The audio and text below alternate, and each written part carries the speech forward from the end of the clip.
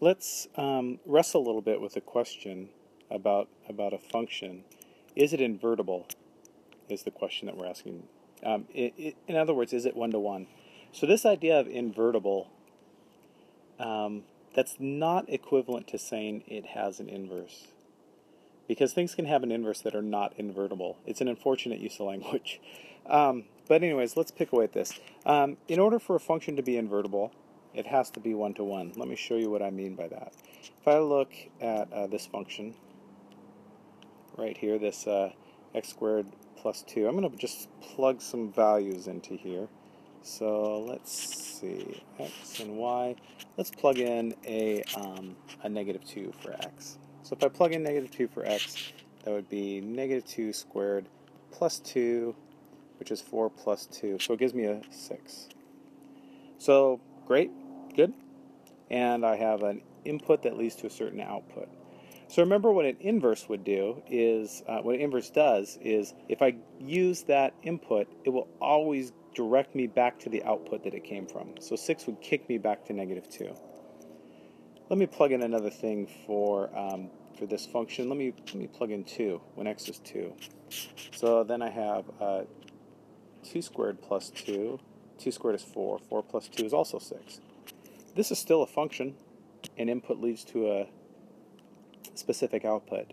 But notice if I try to undo this, if you tell me the output was 6, and I need to tell you what the input was, I don't know. It could have been negative 2. It could have been 2.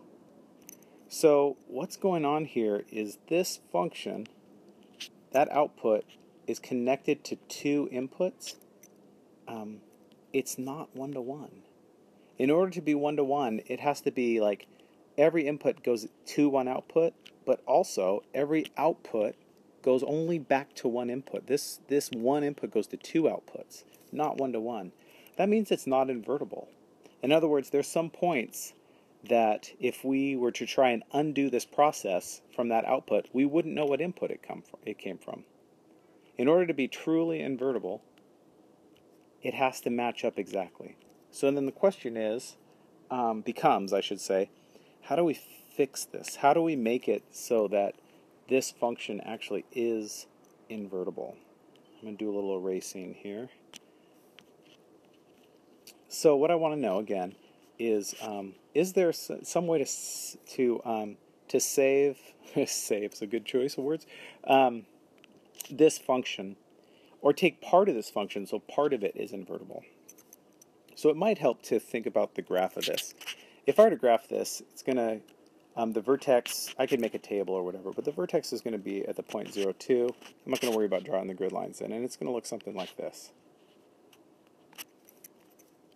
Now that idea of not being invertible, or not being one-to-one, it goes like this. Like, there's an output, right? There's an up-down value that has 2 left-right values associated with it, more than one. So like if I told you 1, 2, actually, since that's at 2, this would be at 4. If my output's 4, I don't know which one of these x's it came from. It's not one-to-one. So what I really want to do is make this so that I just take half of the parabola. I'm going to grab it right at the vertex. And I want to be able to ignore the left-hand side. And I just take that right-hand side of it. And the way that I can do that is take a look at the actual x values, the domain, the things that I'm plugging into this. And notice at the vertex, x is equal to 0. What I want is everything that direction from the vertex, including it. So I'm just going to say x, whatever I input into this, has to be greater than or equal to 0. And if I do that, then I'm saying you're not allowed to plug negative numbers into this. You can only plug in 0 and above and greater. So what that does for me then, I'm going to grab the right eraser, is that means that this whole part of the function doesn't even get graphed. Now this thing is one-to-one. Now this thing is in a situation where each output is matched to exactly one input. So there,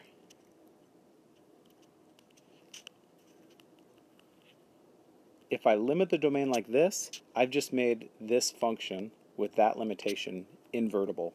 It has an inverse that always undoes it. Similar thinking with this one. If I were to graph it, I'm going to know parabolas aren't one-to-one because they loop back up on themselves. They're automatically not one-to-one.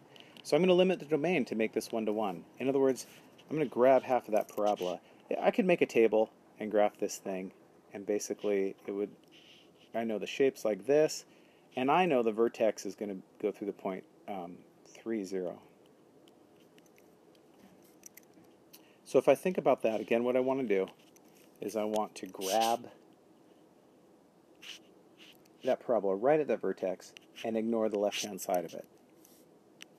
So I need to limit my x's. So looking at those x values, notice that x is 3 here. So what I want to do is I want to say x can be anything greater than or equal to 3. And when I say that, matched with that